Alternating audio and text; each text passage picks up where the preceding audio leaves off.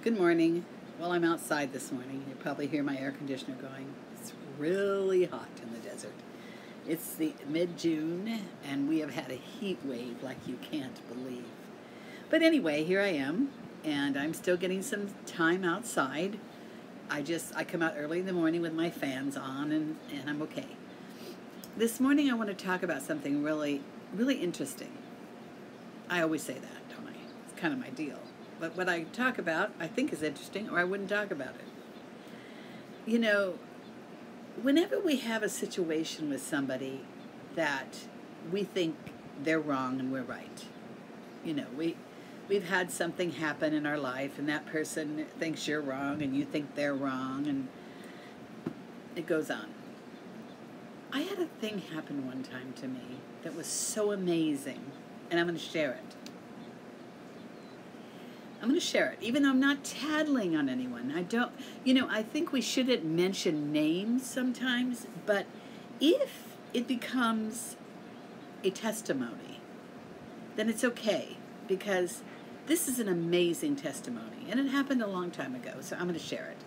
It has to do with my ex-husband, who, by the way, I adore. He's my buddy, he's my friend, he's my brother, he's the father of my children, he's the grandfather of my grandchildren, so in no way am I bad-mouthing my ex-husband. But I'm still going to tell you what happened. He left me many years ago. He thought something better was out there, and he ran off, as many men do. This was 40 years ago. And, I was crushed. I was just crushed. I really loved him, even though our relationship was somewhat tweaked. We both had come out of dysfunctional homes, and we were young, and we did some stupid things. He did some stupid things, and I did some stupid things, and then he ended up leaving me. So years go by, and I was devastated by that loss. I loved him for years, and I would have taken him back any time within probably the first 15 years of his exit. And one day we were at the hospital because one of our sons had been hurt, and my husband was always supportive of the children, even though he didn't pay us child support, unfortunately, but he did support me emotionally, which my mother used to say, that's the best kind of support. And in a way, I do think there's merit to that, but I do think a man needs to support his children. He was in error there. But anyway, as we were walking out, he walked me out, and he and I always had an amicable relationship. People would have looked at us and thought we got along fine, even though in my heart I was so hurt. So as we were walking out, and by this time I had come to serve God, and I heard clearly God say to me, tell Bob you're sorry. And I'm like, for what? I didn't do anything. I was a victim. He left me. And I heard it again. Tell him you're sorry. So I stopped as he was walking me out to the car, and I looked up at him, and something came to my mind that was so profound, it could have only been God. I said to him, for whatever part I played in our divorce, I'm so sorry. Now, this had been about 10 years, at least, after our divorce. And he just started weeping, and he said, oh, I'm so sorry too, Velma, and I would never do that to you again. I'm so sorry. And to make a long story short, he had never apologized to me, even though I felt I was the one wronged. I had done some issues I shouldn't have done. After he left, I retaliated, and you know how you do. But I want to tell you, that was the beginning of an amazing friendship.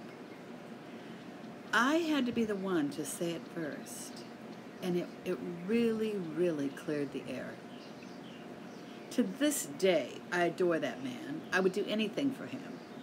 He's only a friend. I mean, from the day he left, that was the end of that. Nothing else romantic, nothing else, husband and wifey, But we do have children together. We have grandchildren, and we have 2 great-grandsons now. And so I have given this advice over and over and over, and it's such good advice. Please hear me. If there is any issue in your life that is not working, simply say what I said. For whatever part I played in that problem, please forgive me. It clears up everything. It's the key to everything.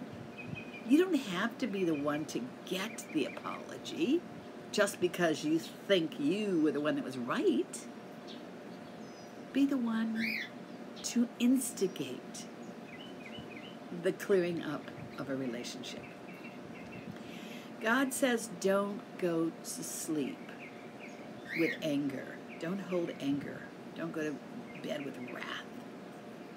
You know, he doesn't give us those things for him. He says them for us. That, you know, this piece of advice that I'm giving you is one of the most important things that I can share with you. I've had lots of experiences, and the older you get, you know, if you gather them up, you have lots of treasures to share with people. But this particular thing is one of the most important things I can tell you. If you're holding aught against anyone, or anyone is holding aught against you, for whatever part I played in our problem, please forgive me. That's it. Was that good? That was good, wasn't it? Okay, you guys. And I do have something on, by the way. I know I look like I don't, but I do. I got my tube on. Whenever it's hot, I wear tubes. Forgive me. Okay, you guys. Until tomorrow. This is Velma Hagar Restaino bidding you a blessed day.